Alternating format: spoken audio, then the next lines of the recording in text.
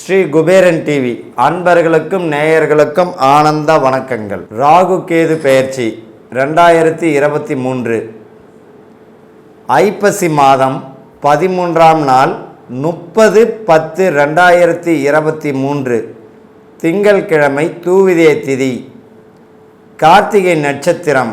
மாலை 4:40 மணிக்கு ராகு பகவான் மேஷ ராசியிலிருந்து மீன ராசிற்கும், கேது பகவான் துலாம் ராசியிலிருந்து கன்னி ராசிக்கும் செல்கிறார். இப்போ யாருக்கெல்லாம் நல்ல பலன்கள், சாதகமான சூழ்நிலைகள் பயனுள்ளதாக இருக்கும் அப்படின்னா, பொதுவாக ஒரு ராகு பகவானும் கேதுவும் சரி 18 மாதங்கள் ஒரு ராசியில் சஞ்சரிக்கிறாங்க. நேல் கிரகங்கள் ஆன்டி கிளாக் வைஸில் இவங்க சுழற்சி. இப்போ இந்த ராகு பகவானும் கேது பகவான் 18 மாதங்கள் ஒரு ராசியில் இருக்காங்க. எங்கே? மீன ராசியிலும் ராகு பகவான், கன்னி ராசியில் கேது பகவான். யாருக்கு எந்தெந்த ராசிக்காரர்களுக்கெல்லாம் நல்ல பலன்கள் தருது அப்படின்னா, மேஷம், ரிஷிபம், மிதுனம், துலாம், மகரம், இந்த ராசிக்காரர்களுக்கு நல்ல பலன்களை இந்த ராகு கேது பயிற்சியானது பலன்களை தருகிறார். 2023 பார்த்திங்கன்னா 2025 வரைக்கும் இந்த 18 மாதங்கள் இவர்களுக்கு நல்ல பலன்களை தரப்போகிறார். மற்ற ராசிக்காரர்களுக்கு பார்த்திங்கன்னா சம அளவு நல்ல பலன்களும் மற்றும் பார்த்திங்கன்னா சில சாதகமற்ற சூழ்நிலைகளும் இருக்கும். அதை பற்றி தான் ஒவ்வொரு ராசிக்கும் பார்க்க போகிறோம். சிம்ம ராசி அன்பர்களுக்கும் நேயர்களுக்கும் ஆனந்த வணக்கங்கள். இப்போ சிம்ம ராசிக்கு பார்த்திங்கன்னா ராகு கேது பெயர்ச்சி 2023 ஐப்பசி மாதம் 13ஆவது நாள் 30/10/2023 திங்கட்கிழமை தூதியை திதி, கார்த்திகை நட்சத்திரம். மாலை 4:40 மணிக்கு பார்த்திங்கன்னா மேஷத்திலிருந்து மீனத்திற்கு ராகு பகவான் பெயர்ச்சி ஆகிறார்.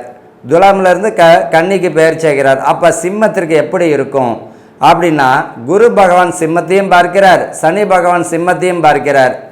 ராசிக்கு 2ஆம் இடத்துல கேது பகவான் உங்களுக்கு ராசியில் இருக்கார். 8ஆம் இடத்துல பார்த்தீங்கன்னா ராகு இருக்கிறார். அப்போ சிம்மத்திற்கு எப்படி இருக்கும்? ஏற்கனவே கண்டகச்சனி நடந்துகிட்டு இருக்குது. ஆனால் குரு பார்வை இருக்கிறதுனால பயப்பட வேண்டாம். உங்களுக்கு மிக ஆனந்தம்தான். 5ஆம் இடத்துல குருவோட பார்வையும் இருக்குது. அது ஒரு மிக சிறப்பானது தான்.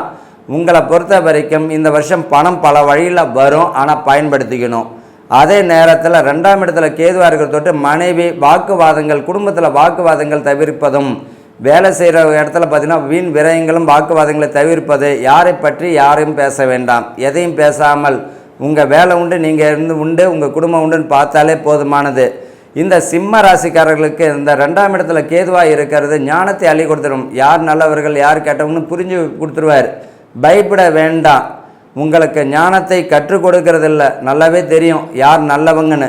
அதே போல் இந்த 8ஆம் இடத்துல பார்த்திங்கன்னா ராகு இருக்கிறார். அங்கே குருவோட வீட்டில் மீனத்தில் இருக்கும் பொழுது, இங்கே 8ஆம் இடத்துல ராகு இருக்கும் பொழுது பயப்பட வேண்டிய அவசியம் இல்லை. கவனமாக இருக்கணும்.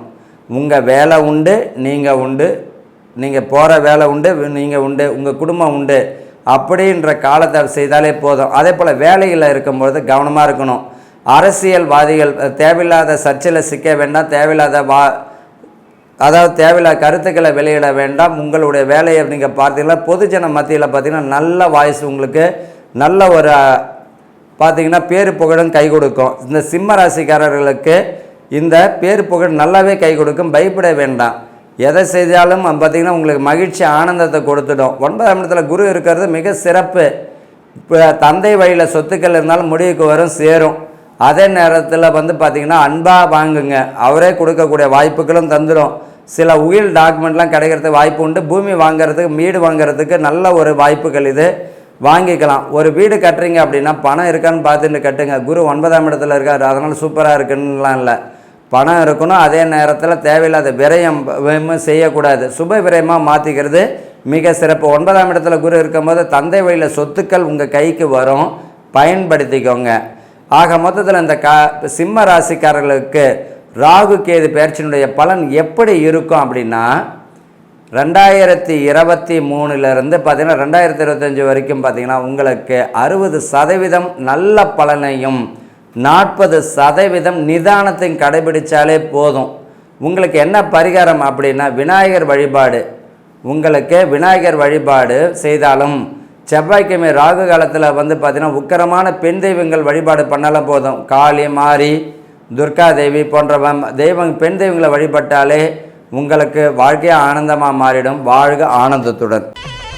ஸ்ரீ குபேரன் டிவியை பார்த்தமைக்கு நன்றிகள். மேலும் இது போன்ற தகவல்களை தெரிந்து கொள்ள ஸ்ரீ குபேரன் டிவியை சப்ஸ்கிரைப் செய்யுங்கள். மறக்காமல் பெல் ஐக்கானை கிளிக் செய்யுங்கள்.